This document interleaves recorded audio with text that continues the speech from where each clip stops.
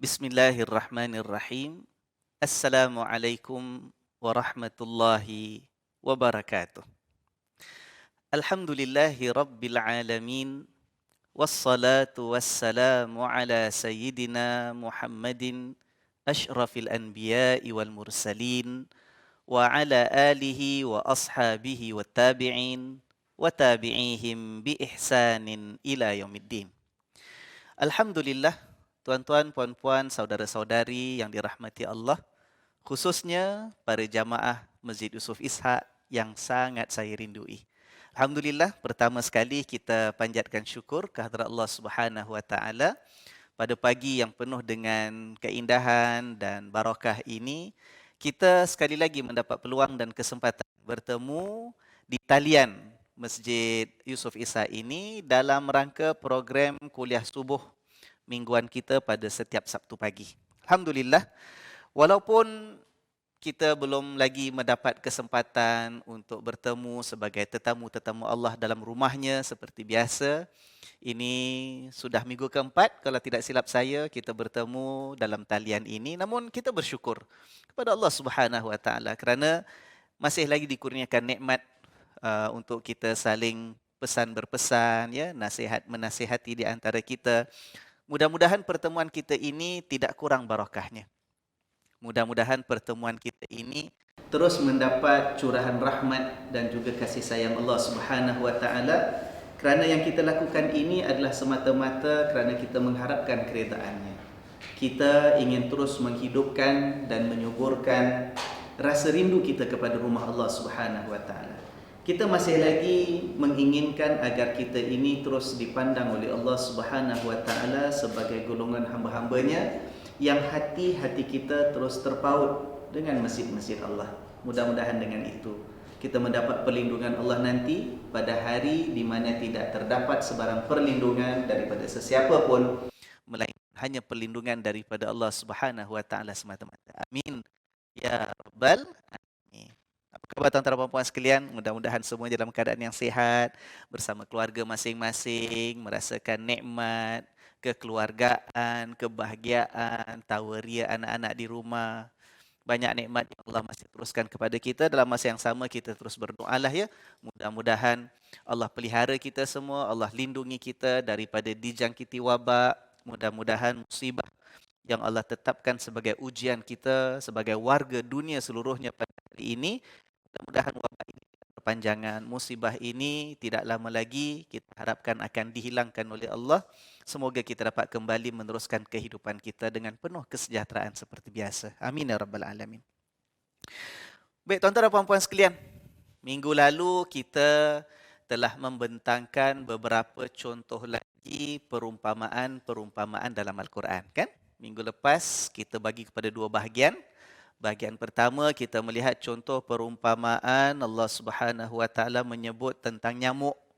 Ya, Allah mengatakan Allah tidak perlu rasa malu untuk buat perumpamaan dengan menyebut sesuatu yang sekecil nyamuk, malah yang lebih kecil, lebih halus daripada nyamuk sekalipun. Itu dah kita huraikan. Mudah-mudahan ada peringatan yang berguna untuk kita bersama. Kemudian bahagian kedua kemarin juga kita telah melihat contoh tentang perumpamaan orang yang bersedekah, beramal jariah, berinfak hartanya di jalan Allah bagaikan seorang yang menanam sebiji benih. Tuan-tuan masih ingat lagi, ya, perumpamaan itu? Daripada sebiji benih tumbuh 7 tangkai, setiap tangkai itu mengeluarkan 100 biji benih sebagai hasilnya. Mudah-mudahan juga itu menjadi pendorong kepada kita lah tuan-tuan dan puan sekalian, ya, untuk senantiasa menyedari dan mengumpamakan kemurahan Allah Subhanahu Wa Taala, menjadi pendorong kepada kita untuk kita juga berusaha menjadi golongan hamba-hamba Allah yang beruntung dunia dan akhirat hasil daripada kemurnian hati kita, kemurahan hati kita mengejar kasih sayang Allah. Baik, jadi minggu ni macam mana? Apa yang akan kita bentangkan? Apa yang akan jadi perbincangan kita bersama? Hari ini insya-Allah kita balik kepada kita kata silibus awal kita, iaitu untuk melihat ayat-ayat dalam Al-Quran yang ada menyebut perkataan Quran. Ingat lagi tuan-tuan dan puan-puan sekalian, ya? Jadi insya-Allah kemarin kita dah melihat yang terakhir ayat tersebut ialah yang berada dalam surah Al-Kahfi. Dan hari ini kalau kita terus mencari, kita akan jumpa beberapa lagi potong ayat Al-Quran yang ada sebutan perkataan ataupun kalimat Quran di dalamnya dalam surah Taha. Dalam surah Taha, mari sama-sama dengan saya, masing-masing kita simak mushaf yang kita ada, sama ada mushaf yang tercetak maupun mushaf Quran yang ada dalam apps smartphone kita masing-masing, insya-Allah. Hari ini saya nak mengajak kita akan melihat ada satu ayat dalam surah Taha yang ada perkataan Al-Quran, iaitu dalam ayat yang kedua. Ayat yang kedua, tapi kerana dia ayat kedua, kita baca daripada ayat pertama lah, sebab ayat pertama pun cuma 2 huruf aja. Ya? Jadi insya-Allah maknanya pada hari ini dalam juz yang ke-16, selepas surah Maryam, ada surah Taha, kita baca daripada ayat pertama, kemudian ayat kedua yang ada kalimat Quran, dan kita lengkapkan juga dengan ayat yang ketiga, mudah-mudahan manfaatnya kita dapat raih dan dapat kita perolehi insya-Allah. Bersedia semua tuan-tuan dan puan-puan sekalian? Ayuh kita lihat bersama ya firman Allah Subhanahu wa taala. A'udzu billahi minasyaitonir rajim. Bismillahirrahmanirrahim. Taha ma anzalna 'alaikal qur'ana litashqa illa tadhkiratan liman yakhsha. Yang bermaksud Taha, ya.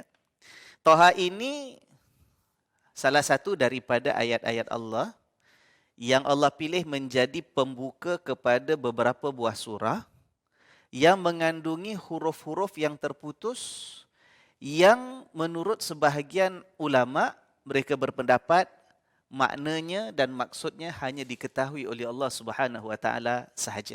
Ini dah kita bincangkan dulu dalam beberapa kuliah kita yang lepas, ya, surah-surah Al-Baqarah, ada Alif Lam Mim, ada surah Yasin, surah Nun, surah Kaf, Ha Ya Ain Sad dan sebagainya. Huruf-huruf yang terputus yang Allah pilih menjadi pembuka kepada beberapa surah dalam Al-Quran.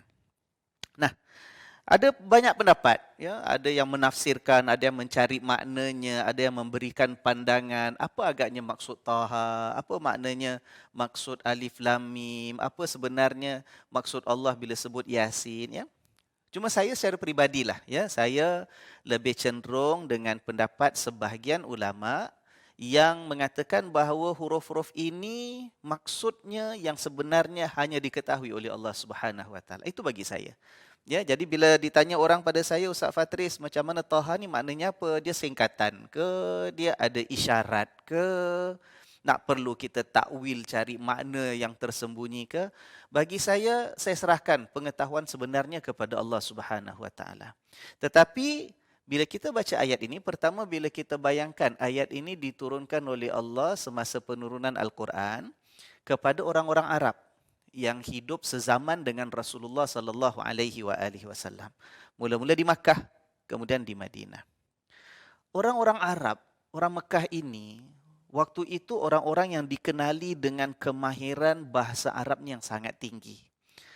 Sama ada bahasa percakapan biasa, kita kata bahasa prosanya, ataupun bahasa puisinya. Sebab orang Arab pada ketika itu terkenal dengan kemahiran mereka bersyair dalam bahasa Arab. Tinggi kemahiran bahasa mereka. Tapi Allah Subhanahu Wa Taala bila mencabar, ya, kadang-kala Allah ni mendatangkan sesuatu yang mereka biasa, mereka kenal menjadi sebahagian daripada basahan lidah mereka. Tetapi cabaran Allah dalam bentuk, lihat, kamu itu mahir, pakar dalam bahasa, tetapi lihat, kadang-kadang ada huruf-huruf ini bila dibentangkan kepada kamu, kamu itu tak dapat nak menafsirkan, tidak dapat memahami, tidak dapat menangkap apa sebenarnya erti yang diinginkan oleh si pembicara tadi. Dalam konteks Al-Quran yang berbicara ialah Allah Subhanahu Wa Taala. Ya. Jadi dia merupakan satu cabaran, dia merupakan satu, kita kata satu jentikan Allah Subhanahu Wa Taala kepada si pendengar ini untuk dia sedar, dia sudi untuk mendengar, dia hendak berikan perhatian dan akhirnya dia mengakui bahawa dalam kehidupan ini masih banyak rahsia yang tidak diketahui oleh manusia. Walaupun dalam bentuk kalimat-kalimat yang hurufnya biasa di hujung lidah kita. Ya. Dan saya merasakan bahawa ini satu isyarat daripada Allah Subhanahu Wa Taala yang menunjukkan bahawa Allah itu maha mengetahui. Dan tidak semua yang Allah ketahui itu telah didedahkan kepada manusia. Manusia harus terus berfikir, manusia ini harus terus menggunakan akal yang dianugerahkan oleh Allah untuk mencari erti, untuk menangkap apakah kebesaran Allah di sebalik setiap ucapan dan wahyu tadi. Dalam kehidupan kita pada hari ini sebagai contoh, realiti kita, konteks kita sekarang yang sedang kita hadapi, ya, wabak yang sedang menular. Daripada mula diketahui berlaku di satu negara, sekarang seluruh dunia, ya, hampir ke semua negara yang ada di atas permukaan bumi pada hari ini terjejas dan menghadapi jangkitan. Para pakar perubatan sampai hari ini, ya, setelah 2 bulan, 3 bulan, ya, daripada mula terjadinya wabak COVID-19 ini sampai sekarang, para bijak pandai, para saintis, para pengkaji, para pakar perubatan masih lagi berusaha untuk mencari bagaimanakah obat penawarnya. Apakah vaksin yang boleh membasmi dan kita kata mematikan virus yang kita sebut sebagai virus COVID-19 itu. Nah, manusia dengan segala kehebatannya, manusia dengan segala kepandaiannya, manusia dengan segala pencapaian ilmunya, rupa-rupanya dalam kehidupan ini kita tidak mengetahui segala-galanya. Kadang-kala kita berhadapan dengan situasi kita masih terus perlu mencari, perlu terus mengkaji, perlu terus mencurahkan segala keupayaan dan kepandaian kita. Akhirnya kita akan dapat jumpa pengetahuan dan maklumat itu, apakah vaksin dan penawarnya, kita tak tahu bila. Ya? Maka Allah Subhanahu Wa Taala memberikan isyarat-isyarat seperti ini tentang lemahnya kita, tentang keterbatasan ilmu dan pengetahuan kita melalui ayat-ayat yang seperti ini. Ya, saya tidaklah mengatakan bahawa bila ada ayat contoh Yasin ataupun Alif Lam Mim ataupun di sini Taha, bila kita mengatakan wallahu a'lam bimaksudiha, Allah saja yang faham apa maksud dan tujuannya. Bukanlah maknanya saya nak mengatakan okeylah kalau gitu ayat ni tak ada makna apa-apalah. Kita tak baca pun tak apa, Allah tak turunkan pun tak rugi apa. Tidak. Bagi saya justru kita menegaskan kita tak tahu makna sebenarnya lah. Itu merupakan isyarat jelas daripada Allah. Allah berkata, aku berfirman sesuatu yang kamu boleh faham. Maka fahami, kaji, hayati, ambil peringatan. Aku juga mampu berbicara dengan sesuatu yang kamu tak tahu, tetapi menunjukkan betapa luasnya ilmu yang aku miliki. Wahai insan, wahai manusia, di sebalik ayat yang seperti ini, ringkas, hanya beberapa potong huruf yang kamu sebut, membawa satu kesedaran bahawa betapa luasnya ilmu Allah. Itu jangan sampai kamu menyombong di hadapan kebesaran Allah. Ya, baik. Kemudian Allah mengatakan, ini nak lihat ni, ayat yang kedua. Ma anzalna, tidaklah kami turunkan, alaika, ke atasmu. Kamu tu siapa? Nabi Muhammad sallallahu alaihi wasallam. Tidaklah kami turunkan ke atas engkau, yakni Nabi Muhammad sallallahu alaihi wasallam, Al-Quran. Litashqa, untuk kamu itu menjadi sengsara. Tidak. Tuan-tuan dan puan-puan sekalian, ayat ini saya baru huraikan dengan beberapa ayat yang selepas ini dalam siri kuliah tafsir di Masjid Darul Makmur, hujung bulan Januari disambung dengan kuliah yang pertama dalam bulan Februari kemarin. Bermakna baru lebih kurang 2 bulan yang lalu saya dah huraikan ayat-ayat ini. InsyaAllah bagi yang berminat ya untuk mengikuti boleh cuba jejak dan cari di Facebook Masjid Darul Makmur yang bertarikh 26 Januari, iaitu kuliah terakhir bulan Januari, dan juga minggu yang berikutnya, minggu pertama dalam bulan Februari. Tetapi yang saya nak sebut pada hari ini untuk perbincangan kita, sebab kita sampai pada ayat ini yang mengandungi perkataan Al-Quran, beberapa perkara. Ya.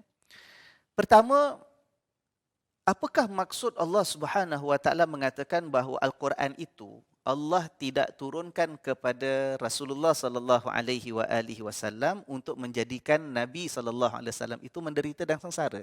Apa maknanya? Apa cerita di sebaliknya? Ada beberapa pendapat.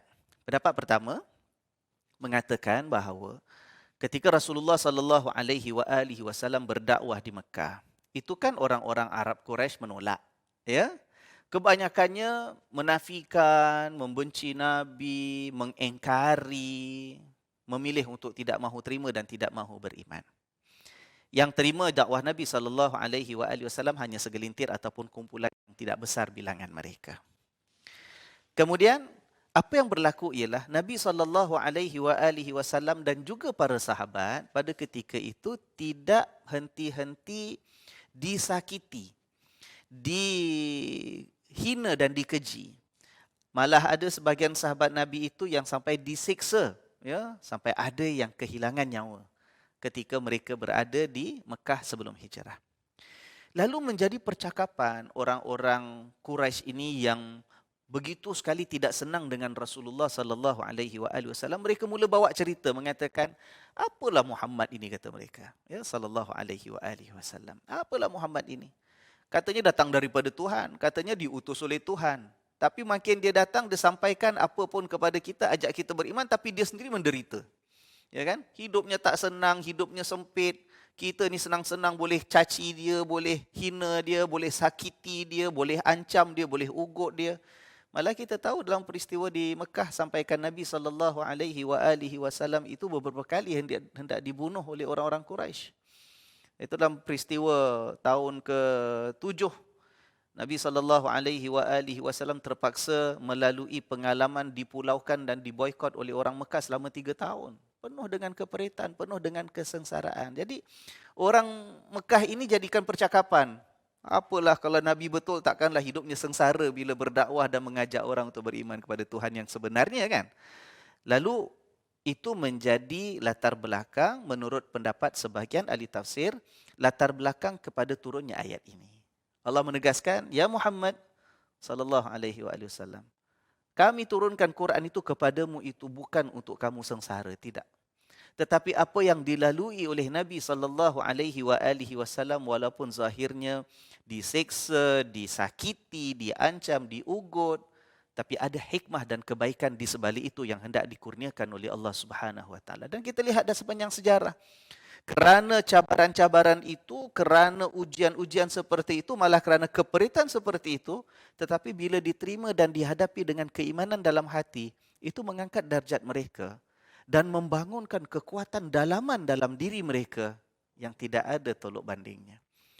Kerana itu apabila disuruh berhijrah, dengan penuh kesediaan dan kerelaan mereka berhijrah. Meninggalkan harta, tak jadi masalah. Meninggalkan tanah air, tak jadi masalah. Meninggalkan rumah, tak ada masalah. Tinggalkan perniagaan, kedai, tanaman, kebun dan sebagainya, tak ada hal lah Ustaz. Sebab apa? Sebab itu hasil daripada ujian keperitan yang dilalui oleh mereka.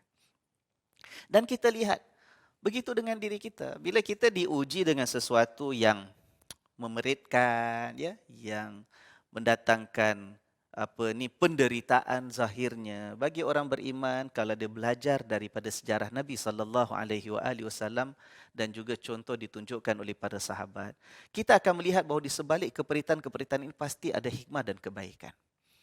Ya, Allah ingin menunjukkan kasih sayangnya kepada kita. Allah hendak kita ini jangan terus hidup mengejar apa yang kita hendak tanpa berhenti untuk berfikir apa sebenarnya yang menjadi keutamaan dalam hidup kita. Ya. Kadang-kadang kita ni lupa, tuan-tuan dan puan-puan sekalian. Kerana selalu kata orang tu empuk kehidupan kita. Selalu kata orang tu enak dan nyaman, ya, kehidupan kita. Manusia ini boleh terdedah kepada keadaan dia jadi terlupa dan lalai. Dia jadi tidak perasan bagaimana perjalanan hidupnya yang telah lalu dan yang akan datang. Kerana sedap sangat dan enak sangat. Ya. Sebab itu kita lihat sambungan ayat ini apa? Allah Subhanahu wa taala menyebut dalam ayat yang ketiga, illa tadhkiratan liman yakhsha.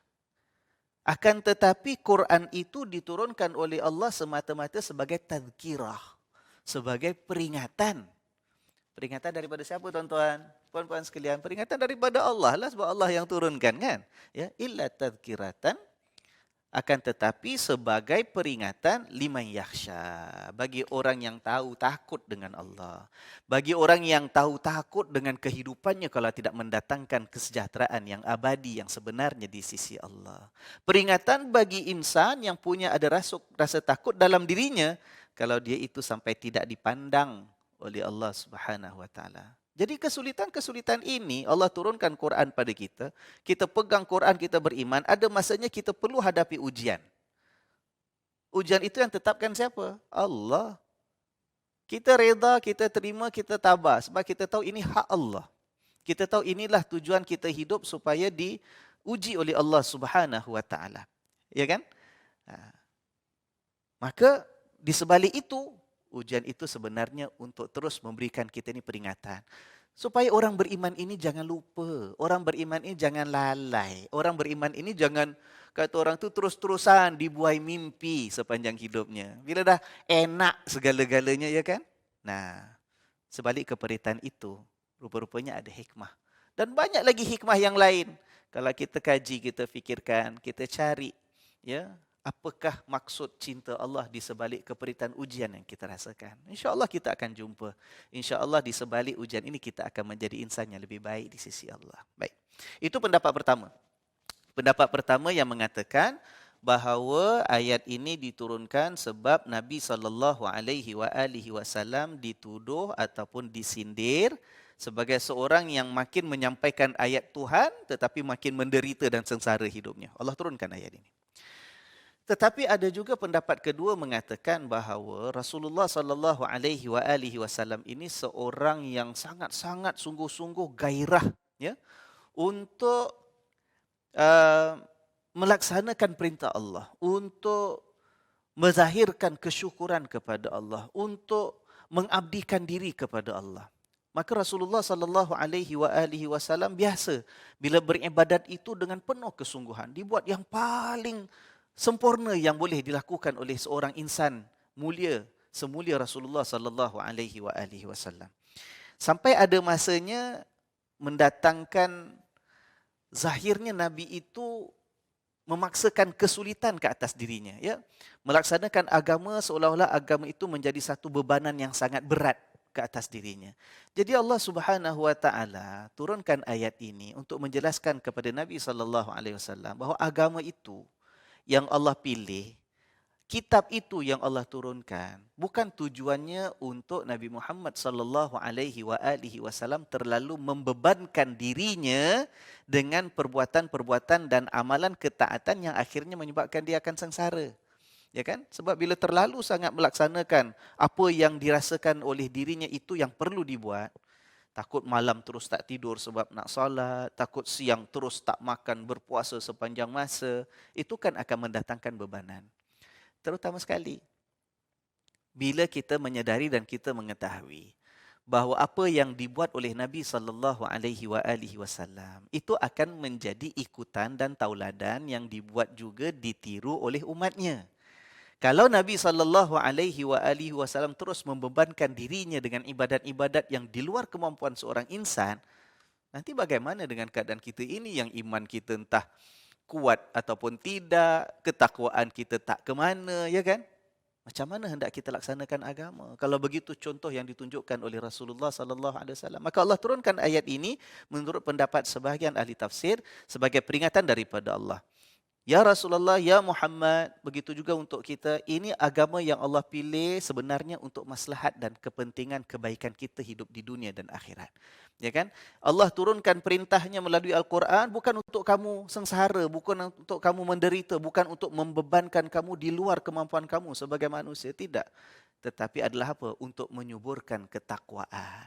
Ya, laksanakan ikut kemampuan, tetapi tujuannya supaya ketakwaan kita ini menjadikan kita hamba Allah yang senantiasa ingat kepada Allah, yang tidak lupa kepada Allah, yang ada rasa takut dengan Allah, yang ada rasa bimbang kalau kehidupan kita ini tidak seperti mana yang diredai oleh Allah Subhanahu Wa Taala. Maka sebab itu Allah mengatakan illa tadhkiratan liman yakhsha, ayat ketiga tadi, ya, akan tetapi Quran diturunkan adalah sebagai peringatan bagi orang yang ada rasa takut, ada takwanya. Orang yang nak menjaga hatinya, caranya macam mana? Dengan mengikut apa yang diajar, disebut dalam kandungan Al-Quran. Tapi Quran bukan untuk membebankan dan menyusahkan serta menyulitkan kehidupan. Nah, maka begitulah kita lihat dalam Al-Quran, banyak ayat yang menunjukkan, menyebut tentang kasih sayang Allah, tentang rahmat Allah, Nabi Muhammad sallallahu alaihi wa alihi wasallam malah disebut Tuhan dalam ayat yang kita semua dah biasa dengar. Terutama bila datang musim-musim Maulid Nabi, ya kan? Ayat wa ma arsalnaka illa rahmatan lil alamin, dan tidaklah kami mengutusmu ya Muhammad sallallahu alaihi wa alihi wasallam melainkan semata-mata sebagai rahmat bagi seluruh alam. Maknanya Allah utus Nabi itu sebagai rahmat yang mendatangkan hidup ini sejahtera. Bukan Allah mengutus Nabi sallallahu alaihi wasallam sebagai azab.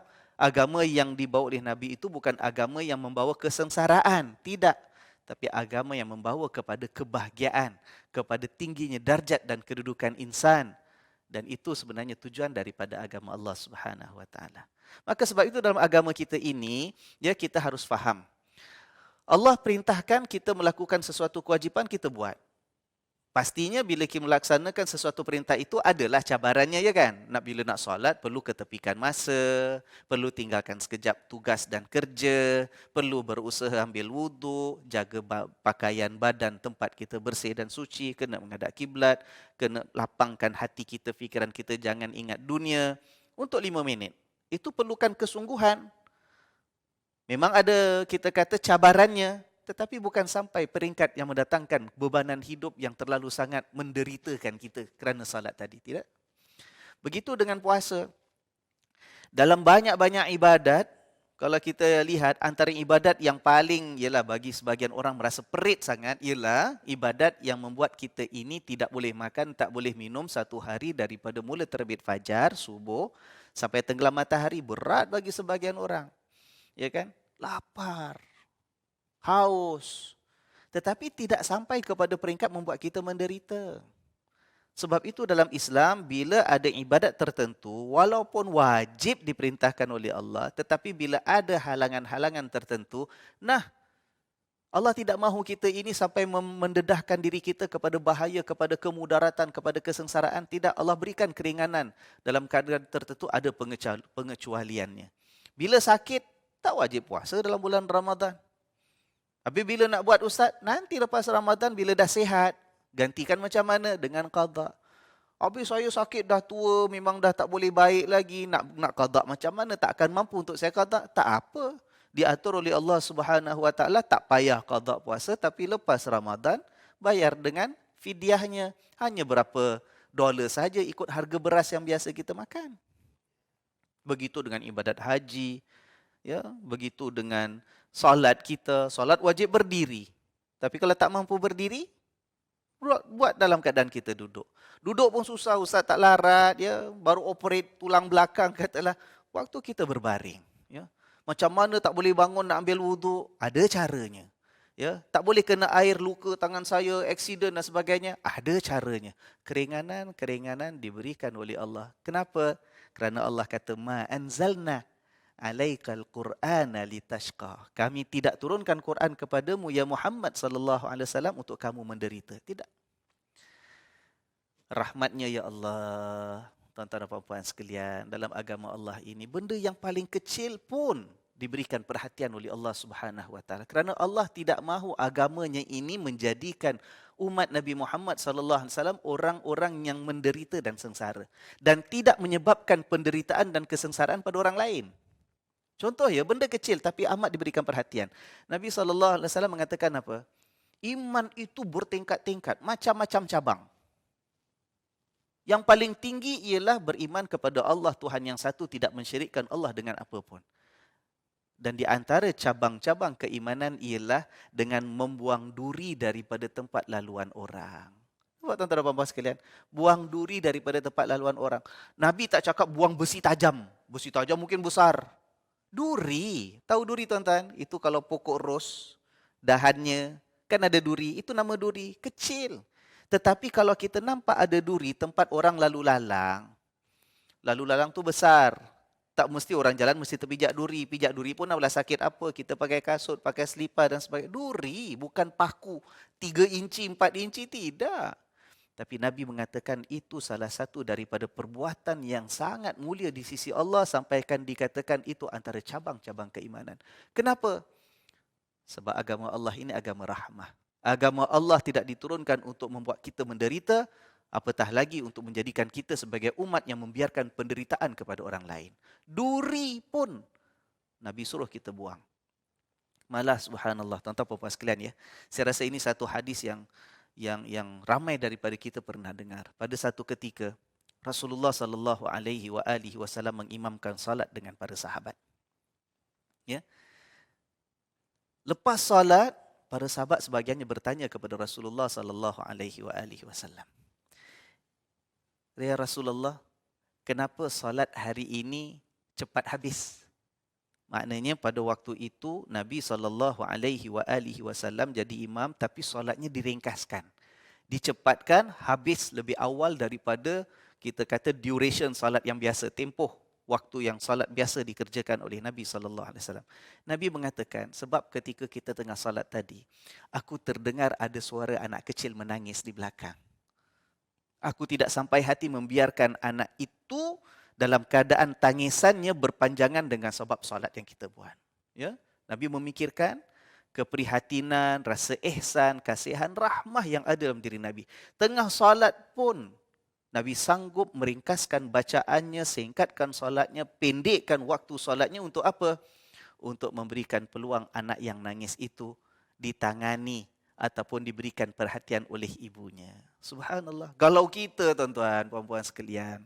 Ya, pada kita ni kan ibadat Ustaz. Ibadat kan lagi panjang, bacaan lagi banyak. Setiap huruf Quran tu kan 10 pahala Allah nak kasih. Lagi panjang, lagi bagus. Ini Nabi SAW lagi sebagai Pak Imam. Bukan imamnya Ustaz Patris pun. Kalau Nabi teruskan salat dengan panjang, baca surah Al-Baqarah katalah, ada orang nak komplain? Siapa nak komplain tentang Nabi? Tak ada. Para sahabat akan menganggap itu satu kita kata pengorbanan lah, kan nak dapatkan pahala di sisi Allah, nak solatnya itu bermutu tinggi, ya kan?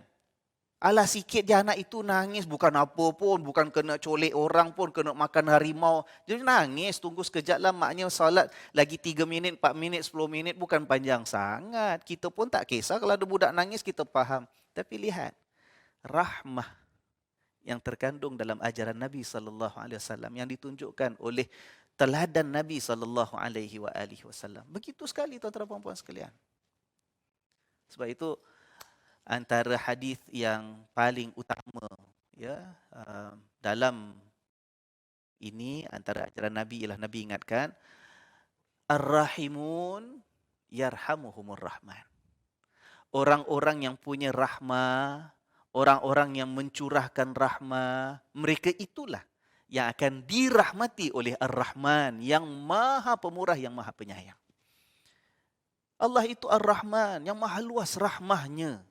Allah bersedia mencurahkan rahmahnya kepada sesiapa. Tapi rahmah itu Allah tak akan beri kepada insan yang tak tahu nak berikan rahmah pada orang lain. Maka sebab itu kita harus faham ya, dalam agama Allah ada perintah, ada kewajipan, wajib kita laksanakan. Tapi ada keadaan tertentu yang asal wajib itu diberikan keringanan oleh Allah. Bila rahmah memerlukan perkara itu dilakukan. Maka sebab itu, bila kita dilarang daripada berkumpul kerana nak menyelamatkan nyawa, nak mengelakkan jangkitan yang boleh menyebabkan musibah yang besar, penderitaan dan kesengsaraan pada masyarakat, kita dikatakan supaya salat Jumaat ditiadakan. Alhamdulillah, saya bersyukur sangat. Alhamdulillah kita sebagai sebuah masyarakat umumnya kita terima, kita faham walaupun kita tak selesa. Kita kekok, kita canggung di peringkat awal. Tapi dah berlalu hari semalam, Jumaat, itu Jumaat yang keempat kita tidak dapat mendirikan salat Jumaat sebagai sebuah masyarakat. Tapi begitulah rahmah yang ada dalam agama Allah. Ya, Islam itu bukan satu agama yang ini perintah mesti buat. By hook or by crook. Mati ke, tak mati ke, sengsara ke, datang penyakit ke, musibah, buat mesti buat. Islam bukan macam gitu tuan-tuan dan puan-puan sekalian. Ya, Quran kata Allah, ayat surah Taha, Allah tidak turunkan untuk mendatangkan penderitaan kepada manusia. Mudah-mudahan Allah Subhanahu Wa Taala merahmati kita. Ya, mudah-mudahan Allah menjadikan kita ini hamba-hambanya yang kaya dengan rahmah, yang kaya dengan ihsan, yang kaya dengan kelembutan, yang kaya dengan keprihatinan. Bukan menjadi insan yang tidak peduli akan keperluan meneruskan kehidupan dengan kesejahteraan itu dilindungi oleh Allah Subhanahu wa taala. Ya, Nabi sallallahu alaihi wasallam pernah memberikan amaran. Nabi mengatakan inna hadzal dina yusrun. Sesungguhnya agama Allah ini agama kemudahan. Agama yang penuh dengan keringanan, agama yang memberikan keselamatan kepada manusia. Yusrun, mudah. Agama Allah ini mudah. Walan yushaddad dina ahadun illa ghalabah. Dan siapa sahaja kalau sampai mengetatkan, menyusahkan, membebankan agama itu jadi sesuatu yang di luar kemampuan, kata Nabi SAW, orang itu pasti akan tewas dalam amalan agama. Dia akan kalah sendiri. Kalah macam mana? Kalah dengan kemampuan dirinya, kalah dengan kita kata desakan nafsunya, akan kalah dengan malah bisikan syaitan. Ya kan? Sebab agama ni mudah, jangan susahkan. Ada masa perlu ambil keringanan, ambil keringanan. Ya? Jangan katakan ada wabak, jangan katakan ada penyakit, jangan katakan ada musibah yang boleh membawa kepada hilangnya nyawa. Tidak.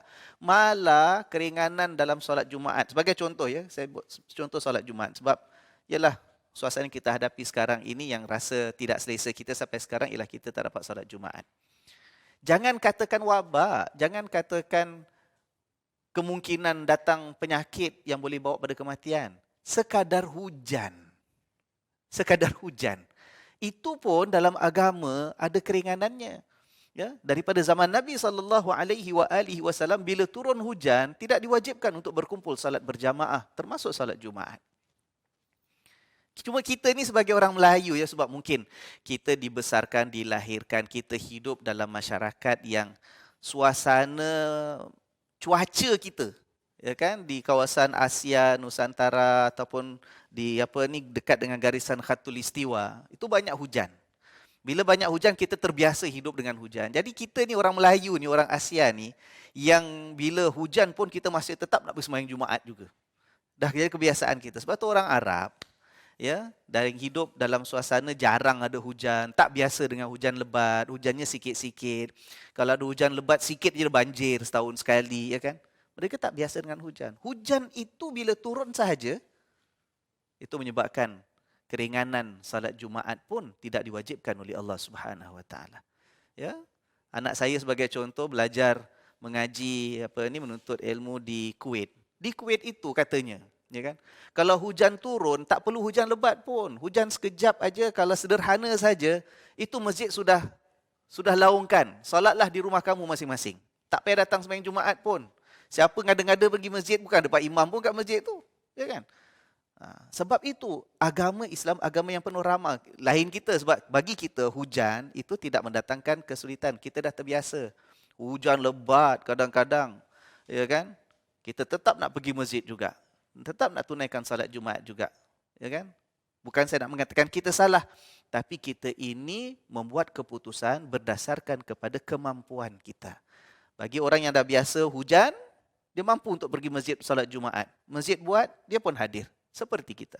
Tapi masyarakat yang tak biasa dengan hujan. Hujan turun, setengah lebat saja sudah mendatangkan kesulitan, diberikan keringanan oleh Allah Subhanahu Wa Taala. Ya kan? Jangan menyusahkan agama. Nabi SAW pada satu ketika masuk masjid, didapati ada satu tali diikat antara dua tiang masjid. Nabi tanya, ni tali apa ni? Lalu diterangkan oleh sebagian sahabat mengatakan, ya Rasulullah, ini tali yang dibuat oleh seorang di antara kita untuk bantu dia salat malam. Datang masjid, salat malam, kalau dia ngantuk, dia akan capai tali tadi. Supaya apa? Supaya dapat teruskan salat dia. Ngantuk, kalau tak ada tali, jatuh tumbang. Ya kan? Terlalu ngantuk sangat, tertidur. Tapi kerana nak salat juga, pegang. Tuan-tuan dan puan-puan sekalian, kalau kita lah dengar cerita, kalangan kita ada buat macam gitu, apa respon kita? Jempol Ustaz, wah ini jagoan, ini champion. Kita pun tak sanggup buat, wah mesti tempat garanti dalam syurga kita katakan. Hebat dia dalam ibadat dia. Apa reaksi Nabi SAW? Nabi bila dengar itulah yang dilakukan orang, Nabi kata buka, tanggalkan. Nabi kata apa? Nabi kata setiap orang daripada kamu salat, ibadat, taat, ikut kemampuannya. Bila ngantuk, tidur kata Nabi SAW. Kerana kalau paksa diri, Dalam keadaan ngantuk, bangun malam nak sembahyang juga, paksa diri, Nabi kata takut nanti dalam keadaan lidah kita ini nak ucapkan istighfar tetapi cakap yang bukan-bukan. Pasal kita dah separuh sedar. Ya. Maka begitulah ya antara yang dapat kita tangkap daripada perbincangan kita pada hari ini, ayat yang mengandungi perkataan Quran. Allah menjelaskan Quran diturunkan untuk kita mendapat panduan, untuk kita suburkan keimanan, supaya hati kita ada ketakwaan, kita tidak lupa kepada Allah. Taat kepada Allah, taat, tetapi bukan untuk membebankan dan mendatangkan penderitaan dan kesengsaraan kepada kita semua. Mudah-mudahan Allah pelihara kita. Mudah-mudahan Allah memberikan balasannya yang paling tinggi untuk kita di sebalik ujian yang perlu kita hadapi bersama sebagai sebuah masyarakat ini. InsyaAllah, Allah tidak akan menghampakan kita. Allah tidak akan menzalimi kita. Allah menguji kita kerana Allah menyayangi kita. Allah berikan sedikit keperitan supaya kita bangkit menjadi hamba Allah yang tidak lupa selama-lamanya kepadanya, insyaAllah. Ya Allah, ya Tuhan kami, dengan menyebut nama-Mu, Engkaulah yang Maha Pengasih, Engkaulah yang Maha Penyayang. Segala puji-pujian milik-Mu, ya Allah, Engkaulah Tuhan sekalian alam. Salawat dan salam untuk junjungan Nabi besar kami, Nabi Muhammad sallallahu alaihi wasallam. Ya Allah, Engkau curahkanlah kepada baginda, kepada sahabat-sahabat baginda, pada keluarga baginda, dan kepada siapa sahaja menuruti langkah mereka hingga ke akhir hayat nanti. Ya Allah, ya Tuhan kami, peliharalah diri kami, lindungilah orang-orang yang kami kasihi. Peliharalah dunia ini daripada musibah yang berpanjangan, ya Allah. Sembuhkanlah siapa sahaja di antara kami yang sedang sakit. Kau kembalikanlah kesihatan kepada dirinya dan kau berkatilah kesihatan yang kau anugerahkan kepada kami ini. Ya Allah, ya Tuhan kami, terimalah segala amalan kami. Ampunkanlah segala dosa dan kelalaian kami. Bersihkanlah hati-hati kami ini, ya Allah. Padamkanlah segala kehitaman yang masih lagi mencemari kitab catatan amalan kami ini, ya Rabbal Alamin. Ya Allah, ya Tuhan kami, tiada tempat untuk kami meminta, tiada siapa tempat kami berdoa, tiada siapa tempat kami gantungkan harapan kami, melainkan hanya kepada kemurahan dan keagungan-Mu, ya Allah. Pandanglah kami dengan pandangan rida dan cinta-Mu. Pandanglah kami dengan pandangan rahmah dan kasih sayang-Mu. Pandanglah kami ini dengan pandangan maghfirah dan pengampunan-Mu, ya Allah. Pandanglah kami sebagai umat Nabi-Mu Muhammad sallallahu alaihi wasallam. Ya Allah, ya Tuhan kami, telah terlalu banyak kami menzalimi diri kami sendiri. Seandainya Kau tidak ampunkan kami, sekiranya Kau tidak merahmati dan tidak mengasihani kami, nescaya termasuklah kami dalam golongan hamba-hamba-Mu yang rugi, ya Allah. Ampunkan dosa kami, ampunkan dosa kedua orang tua kami, ampunkan dosa orang-orang yang kami kasihi, ya Allah. Peliharalah kami daripada kesengsaraan dunia dan akhirat nanti. Rabbana atmim lana nurana waghfir lana innaka ala kulli syai'in qadir. Rabbana atina fid dunya hasanah wa fil akhirati hasanah wa qina adzaban nar. Sallallahu ala sayyidina Muhammad wa ala alihi wa sahbihi wasallam. Walhamdulillahi rabbil alamin. Mudah-mudahan kita bertemu dalam kesempatan yang akan datang. Allah menjadi saksi saya bahawa saya amat mengasihi dan mencintai tuan-tuan dan puan-puan sekalian sebagai insan yang Allah pilih menjadi saudara-saudara saya. Subhanakallahumma wa bihamdika asyhadu an la ilaha illa anta astaghfiruka wa atubu ilaik. Wassalamualaikum warahmatullahi wabarakatuh.